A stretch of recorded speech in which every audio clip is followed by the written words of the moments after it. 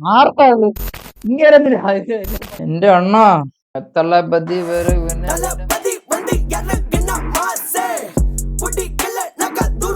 Easy ടോക്സിലേക്ക് എല്ലാവർക്കും സ്വാഗതം.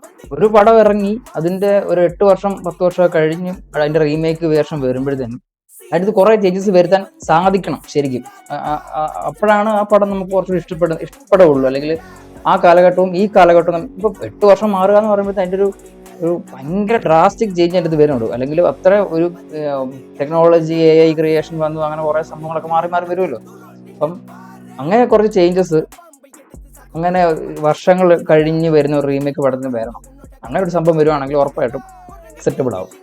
കഥാ പ്ലോട്ടൊക്കെ ഏകദേശം ഒരേപോലൊക്കെ ആണെങ്കിൽ അതിന്റെ മേക്കിങ്ങും അതിൻ്റെ ഒരു സ്റ്റാൻഡേർഡും ഒരു ക്വാളിറ്റി ഒക്കെ ഉണ്ടെങ്കിൽ അടിപൊളിയായിരിക്കും. ഇപ്പം ഞാൻ പറയാൻ പോകുന്നത് നമ്മുടെ തളപതി വിജയ് 2016 അഭിനയിച്ച് ഹിറ്റ് കൊടുത്ത ഒരു പടമാണ് തെറി.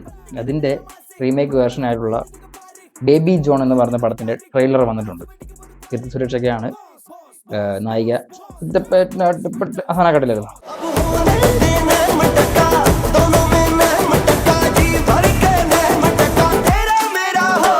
അറ്റ്ലി എന്നാണ് പേര് ഫ്രണ്ടിൽ കൊടുത്തിരിക്കുന്നത്. അതൊരു പ്രൊമോഷൻ ആണല്ലോ. അറ്റ്ലി എന്ന് പറഞ്ഞ പേര് ഇപ്പം പുള്ളി ആദ്യം ആര്യനെ വെച്ചൊരു പടം ചെയ്തു, ആര്യ നയൻതാര വെച്ചൊരു പടം ചെയ്തു. അത് കഴിഞ്ഞ് നേരെ വിജയിലോട്ട് പോയി. വിജയ് 3 വിജയ് ചെയ്തു. നേരെ പിന്നെ എങ്ങോട്ടാ പോയെന്നറിയോ?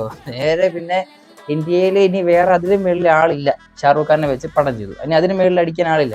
അപ്പൊ ഇനി പിന്നെ പുള്ളി ഇനി അങ്ങോട്ട് പോകണമെങ്കിൽ ഇനി ടോം ക്രൂസിനെ വെച്ച് പുള്ളി പടം ചെയ്യണം. അതാണ് ഇനി എക്സ്ട്രീം ടോപ്പ് എൻ്റെ നിൽക്കുന്നത്. അപ്പം ഇന്ത്യയിലെ ഏറ്റവും വലിയ കളെ വെച്ച് പടം ചെയ്തു. ഇനി അടുത്ത വരുൺ ധവാനെ വെച്ചിട്ടാണ് പടം ചെയ്യാൻ പോകുന്നത് പുള്ളി. അപ്പം പുള്ളി അല്ല ശരിക്കും ഡയറക്ടർ കേട്ടോ, വേറൊരാളാണ് ഡയറക്ട് ചെയ്തിരിക്കുന്നത്. പുള്ളിയുടെ ഡയറക്ടറിന്റെ പേരിൻ്റെ അത് കൊടുത്തു പുള്ളി കേട്ടോ. അഡ്ലി പ്രസൻസിനെ ഉള്ളൂ. ഡയറക്ടർ കലീസ് എന്ന് പറഞ്ഞ ഒരാളാണ് ഡയറക്ട് ചെയ്തിരിക്കുന്നത്. ചിലപ്പോൾ അറ്റ്ലിയൊക്കെ തന്നെ ആയിരിക്കും ഡയറക്ട് ചെയ്തേക്കുന്നത്. അപ്പം പറയാനും പറ്റിയല്ല കേട്ടോ. അറ്റ്ലിയുടെ പേര് ഫ്രണ്ടിലുണ്ട്, അറ്റ്ലി പ്രസൻസ്. അത് ഇപ്പം കാർത്തിക് സുബ്രാജ് പ്രസൻസ് എന്ന് പറഞ്ഞ, അല്ലെങ്കിൽ വെട്രിമാരൻ സ്റ്റോറി ബൈ വെട്രിമാരൻ, അല്ലെങ്കിൽ വെട്രിമാരൻ പ്രസൻസ് എന്നൊക്കെ പറയുമ്പോഴത്തേക്ക് നമ്മൾ ഞാൻ പോയി കാണും. അത് വെട്രിമാരൻ്റെ ഒരു കയ്യൊപ്പ് പതിഞ്ഞിട്ടുണ്ടെങ്കിൽ അതിൻ്റെ അകത്ത് ഒരു സാധനം കാണുന്നുള്ള കാര്യം നമുക്കറിയാം.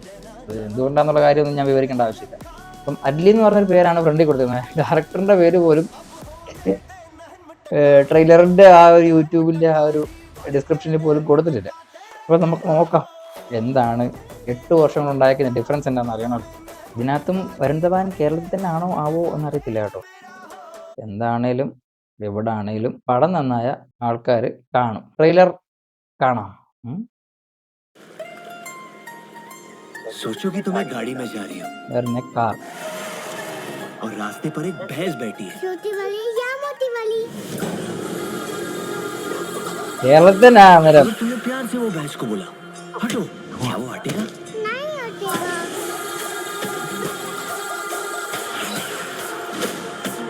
കേരളത്തിലാണോ അതോ अच्छों के लिए वो भगवान അതേ സാധനം കേട്ടോ. हैवान, उसका नाम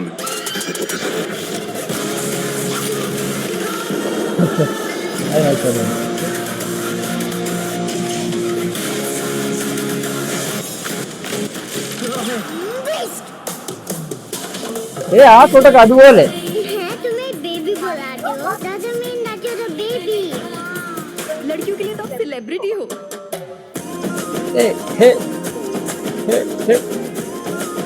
रिलेशन में प्यार होना चाहिए, फीलिंग्स का गुबार होना चाहिए। बिल्कुल सही है सर। पर क्या है ना भैया, भैया दिखते तो इतने भोले भाले हो, रामिया बच्चों गद्दी को वायलेंस सिखाते हो। वायलेंस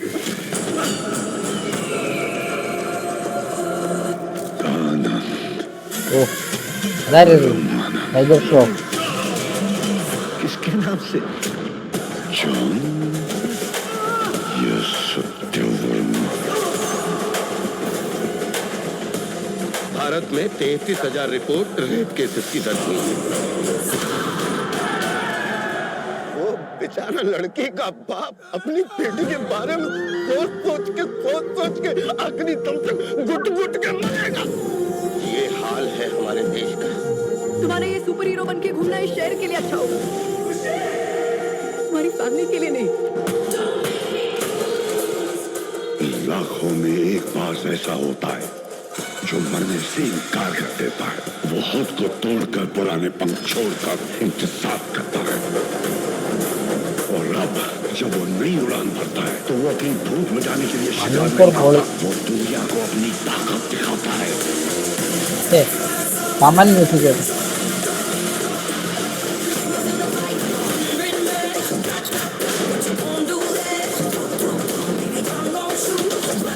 ഓ,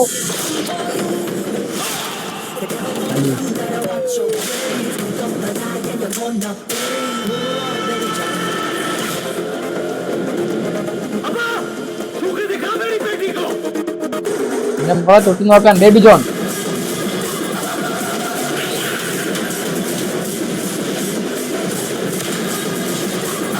ഓ,